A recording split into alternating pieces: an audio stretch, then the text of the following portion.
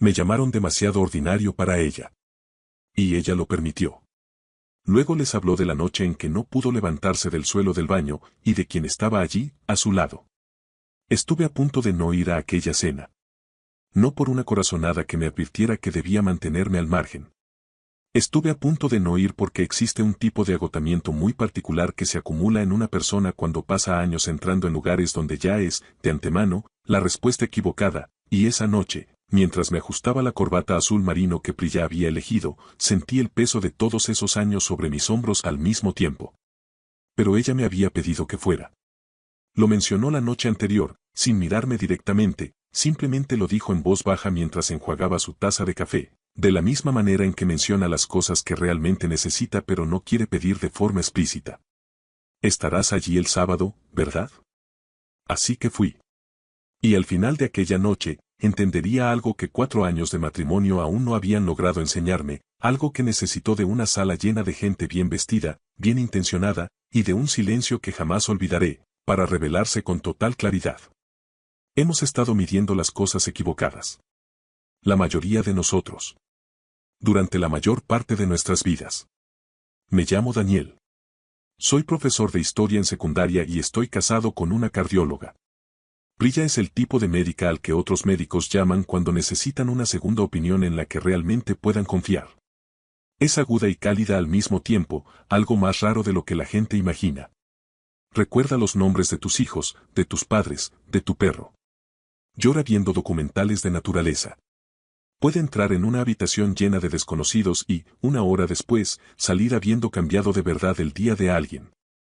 También proviene de una familia que trata las credenciales como si fueran oxígeno. Sin ellas, simplemente no sobrevives. Su padre, el Dr. Ramesh Kapoor, cirujano cardiotorácico retirado, poseía la autoridad silenciosa de un hombre que había pasado décadas tomando decisiones de vida o muerte y había acertado las suficientes veces como para dejar de contemplar seriamente la posibilidad de equivocarse. Su hermano, Vikram, era abogado corporativo y una vez corrigió mi gramática durante un brindis en nuestra recepción de boda. Sonrió mientras lo hacía. Su esposa, Anjali, había perfeccionado el cumplido devastador, ese que se entrega con tanta calidez que ya llevas 3 frases dentro de tu propia humillación antes de darte cuenta de lo que ha ocurrido. Y luego estoy yo. Daniel Mercer.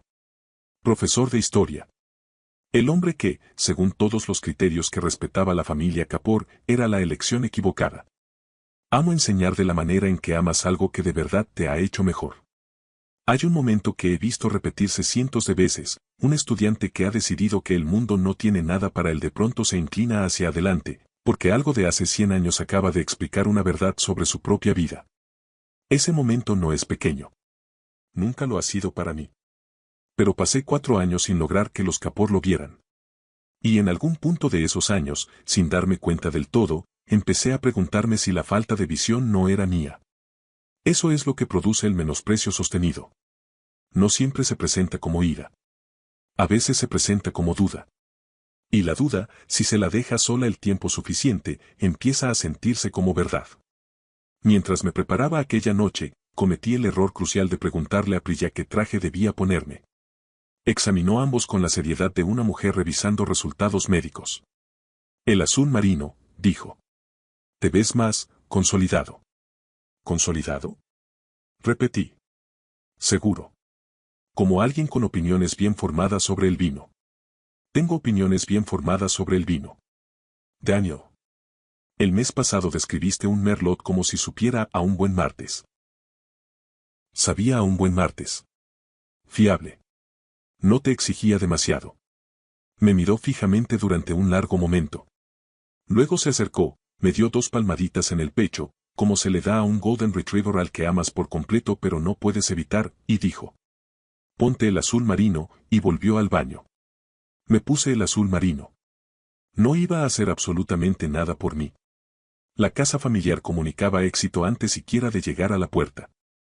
El cumpleaños de Meena, comida de catering, mantelería de verdad, la buena cristalería y una lista de invitados ensamblada como un tribunal. Vikram y Anjali. 2 tíos, una tía, 3 primos. Todo el peso acumulado de aquello que nunca se decía del todo a la cara. Priya había estado rara toda la semana. Conocía sus señales, el té junto a la ventana de la cocina en lugar de a mi lado, respuestas medio segundo demasiado rápidas, los hombros ya en tensión. El miércoles por la noche le pregunté si le inquietaba. Todo irá bien, dijo. En 4 años había aprendido que todo irá bien nunca era una expresión de convicción. Era una decisión. Le sostuve la mano durante todo el trayecto. La primera hora fue soportable. Resultó que el tío Sures tenía opiniones firmes sobre el cricket y siempre he encontrado puntos en común con quien se apasiona de verdad por algo. Hablamos 20 minutos. Se rió de mis bromas. Me llamó buen tipo. Creí que éramos amigos. No lo éramos. Luego nos sentamos a cenar y la noche reveló lo que en realidad había sido desde el principio. Vikram empezó. Siempre empezaba él. ¿Va bien la enseñanza? El tono de alguien que ya había archivado la respuesta como irrelevante. Muy bien. He estado desarrollando un nuevo plan de estudios. Bien, bien. Cortó el cordero sin levantar la vista. Enseñar es una opción tan estable. Estable. Dicho como quien dice pintoresco. Un premio de consolación disfrazado de cumplido. Sonreí, bebí agua y lo dejé pasar. Me había vuelto. Entonces Sures, mi aliado de 20 minutos, mi compañero de cricket, dejó el tenedor con la deliberación de un hombre que ha estado esperando su momento. Seré honesto, empezó. Y, por mi experiencia, nunca ha seguido nada bueno a esas 3 palabras. A veces me pregunto cómo se las arreglan ustedes dos. Priya carga con un peso extraordinario por su carrera. Y Daniel, una mirada hacia mí, breve y concluyente, bueno. Alguien tiene que mantener las cosas estables. Soltó una risa cálida. Varias personas sonrieron. Esa risa fue la parte más cruel, la forma en que invitó. La mano de Priya se retiró de mi rodilla bajo la mesa. Me quedé sentado en aquella hermosa sala, rodeado de personas que amaban a mi esposa, y me sentí como un error que aún estaban esperando que ella corrigiera. Entonces llegó el postre. Pastel de mango. Luminoso, fragante, diseñado para suavizarlo todo. Los platos pasaron de mano en mano. Alguien elogió al servicio de catering. Anjali dejó escapar un pequeño sonido de satisfacción. Y Priya dejó el tenedor sin probar un solo bocado. La quietud de ese gesto, antes de que dijera una sola palabra, hizo que todas las conversaciones en la mesa se detuvieran. Necesito decir algo. No fue fuerte. No tembló. Fue definitivo. La voz de alguien que ha terminado de negociar consigo misma. Vikram abrió la boca. Ella no lo miró. De algún modo, eso bastó para hacerlo callar. He estado sentada aquí toda la noche eligiendo dejar pasar las cosas, dijo. Para proteger la velada. Para ser la versión de mí misma que mantiene todo fácil, sin fricciones. Una pausa que llenó toda la habitación. He terminado de tomar esa decisión. Hace 3 años, dijo, tuve una crisis. Nadie se movió. No fue una etapa difícil. No fue cansancio. Su voz era precisa, deliberada, la voz que utilizaba para dar diagnósticos complicados. Dejé de dormir durante semanas. Dejé de comer. Estaba cometiendo pequeños errores en el trabajo que nadie más había detectado aún, pero yo sí, y sabía lo que significaban, y tenía miedo. Hizo una pausa. No se lo dije a ninguno de ustedes. Porque en esta familia no nos derrumbamos. Logramos. Rendimos. Presentamos la versión correcta de nosotros mismos en todo momento. Y lo había interiorizado tanto que creía que derrumbarme era algo que simplemente no tenía permitido hacer. La mano de Meena fue lentamente a cubrirse la boca. Estaba desapareciendo. Y la única persona que lo vio, antes siquiera de que yo misma lo admitiera, fue Daniel. Me miró un instante. Luego volvió a la mesa. Una tarde llegó a casa y me encontró en el suelo del baño. Aún con la ropa del trabajo. Llevaba casi 2 horas allí sentada, incapaz de moverme, incapaz de explicar por qué. Su voz se afinó en los bordes, pero se mantuvo firme. No entró en pánico. No lo convirtió en algo sobre él. Se sentó en el suelo, a mi lado, y se quedó. Simplemente habló, en voz baja, de nada en particular, hasta que el silencio dejó de ser tan ensordecedor y pude volver a respirar. La habitación quedó completamente inmóvil.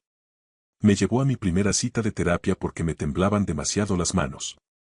Protegió mi reputación ante amigos y colegas con tanto cuidado que nadie supo que estaba luchando, en un momento en que yo no tenía capacidad para protegerme a mí misma. Cocinó la cena cada noche durante 2 meses porque había perdido por completo mi relación con la comida. Leyó artículos de investigación sobre el agotamiento en médicos, no porque yo se lo pidiera, sino porque quería entender sin obligarme a explicarlo todo desde cero cada vez. Miró directamente a su padre. Ni una sola vez me hizo sentir rota. Ni en las peores semanas. Ni en los momentos más duros. Ni una sola vez. Firme. Demoledora. Y necesito que entiendas lo que eso significa. Eso no es estable en el sentido despectivo con el que usas esa palabra en esta mesa. Eso es lo más raro que un ser humano puede ofrecerle a otro, sentarse con alguien en su lugar más oscuro, sin apartar la mirada, sin marcharse, sin hacerle sentir una carga por estar ahí. Miró a Vikram. A Anjali. A Suresh. Ustedes ven a un profesor de historia. A un hombre sin un título que los impresione. Su voz no se elevó. Se afiló, más precisa que fuerte. Pero las cosas que realmente nos salvan casi nunca son aquellas que pasamos la vida persiguiendo. Los títulos no se sientan contigo en el suelo de un baño. Los salarios no te llevan a terapia cuando tus manos no dejan de temblar. El prestigio no tiene nada que decirte a las 3 de la madrugada cuando no puedes explicar por qué estás llorando. Hizo una pausa. Dejó que aquello se asentara por completo. Eso lo hacen las personas. Personas concretas, irreemplazables. Y si tienes la fortuna de haber encontrado a una, y pasas tu vida midiéndola con la escala equivocada, entonces el error de juicio no es de ella. Entonces se volvió hacia mí.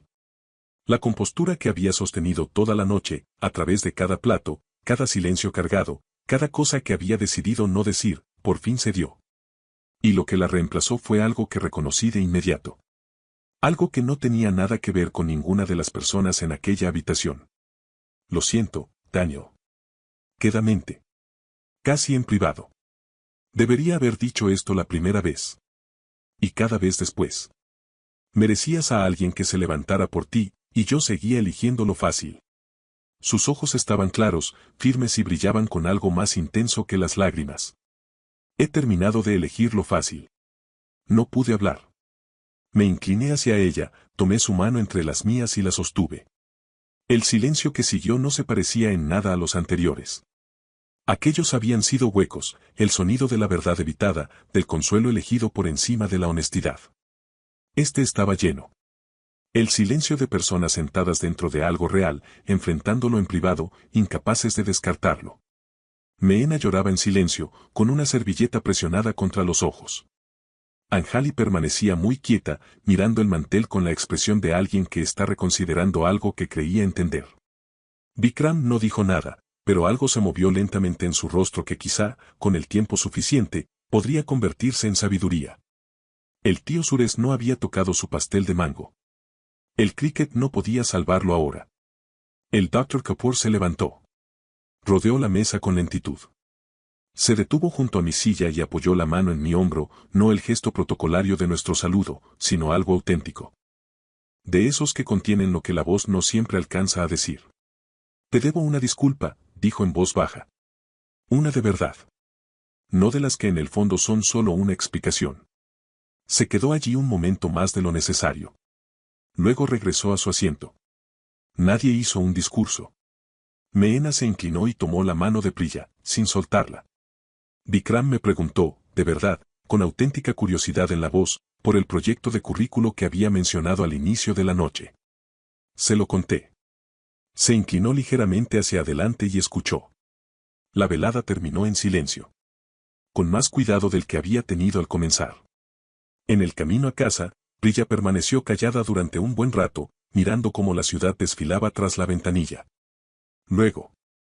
He querido decir eso durante 3 años. Lo sé. Me convencía de que no era el momento adecuado. Pausa. Creo que en realidad tenía miedo. De parecer menos. De mostrarles que había luchado. Se giró para mirarme. Y todo ese tiempo tú estuviste a mi lado en lo más difícil que he vivido, y yo estaba protegiendo a personas que te trataban como si fueras un error que aún no había corregido. Honesto. Un poco doloroso. Cómo se siente la verdad cuando por fin sale después de demasiado tiempo en la oscuridad. Luego me miró de reojo, y algo más ligero apareció en su expresión. Por lo que vale, dijo suavemente, te veías muy bien con el traje azul marino. Me reí. De forma genuina, espontánea. No hizo absolutamente nada por mí, dije. Hizo algo. Te veías consolidado. Parecía un hombre soportando la peor cena de su vida con una chaqueta muy elegante. Entonces se rió, la risa auténtica, la que había contenido toda la noche, y llenó el coche de golpe. Condujimos a casa en la oscuridad riéndonos del traje azul marino, de la traición del cricket, de 4 años de cenas que, de algún modo, habían desembocado en un postre extraordinario. Fue el mejor sonido que había escuchado en todo el año. Cuando llegamos a casa, se dejó caer en la cama con el agotamiento de alguien que ha cargado algo pesado durante demasiado tiempo y que, por fin, se le ha permitido soltarlo. Apagué la lámpara. Estaba casi dormida. Sabes que lo decía en serio, murmuró. Todo. Lo sé. Un largo silencio. Luego, suave como un suspiro. El suelo del baño, volvería a todo eso. Si significara encontrarte a ti. Me quedé de pie en la oscuridad pensando en la extraña matemática de las épocas difíciles. En cómo los peores momentos, cuando se sobreviven juntos, se convierten en silencio en los más importantes. En cómo las noches que parecían el fondo absoluto eran, en realidad, aquellas en las que estábamos construyendo algo para lo que ninguno de los dos tenía todavía palabras. Las cosas que nos salvan casi nunca son las que pasamos la vida persiguiendo. Confundimos la ambición con la profundidad. Las credenciales con el carácter. Escalamos hacia versiones del éxito que no tienen nada que decirnos a las 3 de la madrugada cuando no podemos respirar. Pero las personas que se sientan en el suelo, que te llevan a tus citas, que llenan el silencio, que cocinan la cena, que están ahí no porque sea algo grandioso sino porque marcharse es simplemente impensable, esas personas no son ordinarias. Son lo más raro que produce el mundo. Y pasamos junto a ellas en mesas de cena hablando de estabilidad como si fuera algo vagamente vergonzoso. Me metí en la cama. Prilla se acomodó hacia mí en sueños, como siempre, automático, certero, como una brújula que ya ha encontrado el norte y no ve motivo para replanteárselo. Me quedé en la oscuridad pensando en lo afortunado que era. No porque me hubiera defendido. No porque una sala llena de gente hubiera reconsiderado su veredicto ante un pastel de mango. Sino porque, en medio de una vida ordinaria, había encontrado a alguien que me permitió sentarme con ella en la oscuridad. Y la había amado lo suficiente como para quedarme. Eso es todo, en realidad. No alguien que te celebre en tu mejor momento. Alguien que permanezca a tu lado en el peor. Y que lo diga en serio. Si esta historia te llegó al corazón, no olvides darle like, comentar y suscribirte para más historias poderosas inspiradas en la vida real. Compártela con alguien que siempre esté a tu lado y cuéntanos en los comentarios, ¿qué significa para ti la verdadera lealtad?